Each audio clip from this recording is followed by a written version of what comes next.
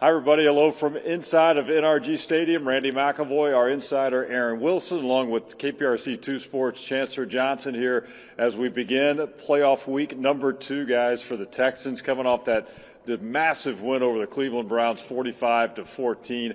It's the carryover effect. They've celebrated, but you could tell by the way D'Amico Ryan spoke today, that celebration is over. They're turning the page, waiting to find out who they're going to play. You look at the anticipation now as everyone watches the football game today between the Bills and the Steelers. Bills win, and the Texans are going to Baltimore, where they started the season against the Ravens. And if the Steelers somehow pull off this upset, and can't rule that out, the Texans would play Patrick Mahomes and the Chiefs.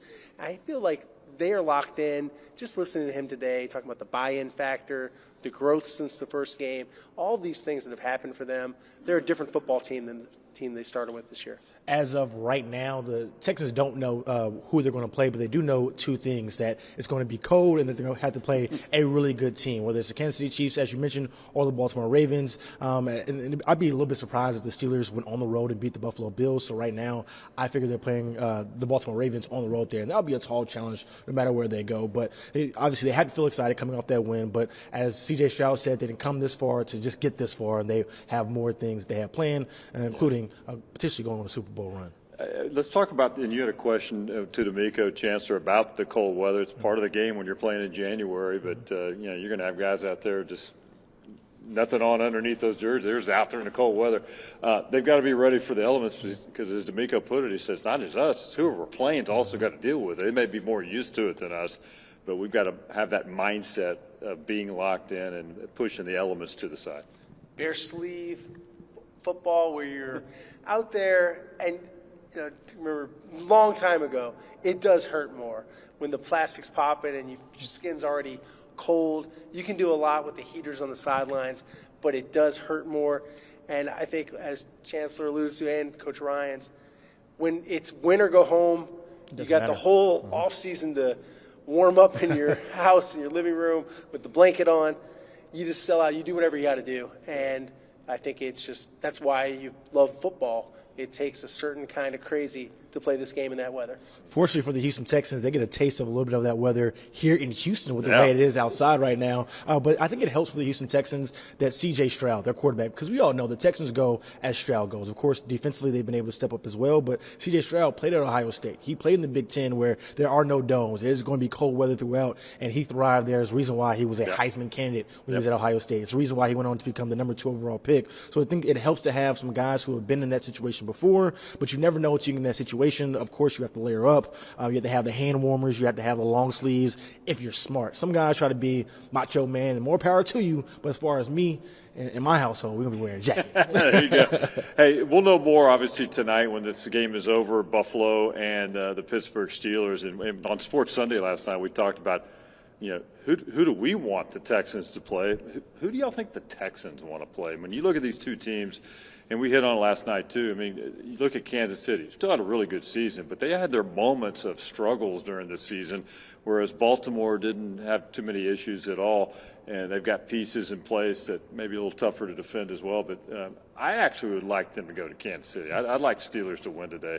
I don't think it's going to happen. I think Buffalo's going to win, but I would prefer the Texans face Patrick Mahomes and the Kansas City Chiefs. I'll take that showdown in Arrowhead. I like the argument for the Ravens, and this is why. When they played the Ravens, they were in a tight game until halftime. They were doing a good job of defending Lamar Jackson. I know that Lamar and Monken maybe weren't on the same page as much as they are now. Yeah. Mark Andrews is iffy for this game. We're not going to see 100% Mark Andrews. It's a big part of their offense. Other than the Jadeveon Clowney, Roquan Smith, Patrick Queen factor, what's super scary about the defense? And then if you look at the offense, they've lost so much. So many running backs have been hurt. I'd say Ravens. It's funny. You say what's super scary about the Baltimore Ravens, where I would say the guy who's going to be holding the MVP trophy at the end of the year, Lamar Jackson, because he is such a special player. As you mentioned, when they played them in Week 1, he was still trying to get on the same page as Monken there. But it was a close game, as you just mentioned, up until to halftime, where the Ravens went on to win 25-9. But I would also say on the Ravens end as well, that bye week, they haven't played in 15 days. And so also, too, they rested some of their starters in that last game as well. So they could be a little rusty playing in that cold weather. schedule that they had to play in as well. The Texans, both the Texans and the Ravens, but both teams have one of the top defenses in the league, and even going back to the Kansas City Chiefs. Offensively, it's kind of a reverse. We're used to seeing their offense be the strong suit, and Patrick Mahomes is still Patrick Mahomes, but Travis Kelce has kind of taken a step back this year. But defensively, they've kind of stepped up. So either way you go, you're going to have to have a tall task with that defense, and so it's going to be a challenge either way. Swift. she feels like he's elevated. He's upgraded. One thing we know for sure, though, D'Amico Ryan's one of the NFL Coaches of the Year candidates. He will be facing a very experienced head coach, whether it's Andy Reid or John Harbaugh, two Super Bowl winning coaches. But he's up for it, and that's one thing. You have a really great head coach here, and they've established that. They've established the quarterback. So much that we did not expect at the beginning of the year. All right, we'll find out again early this evening. We'll know the outcome of that Steelers-Bills game. Maybe it's a blowout. We'll know a little bit sooner than that.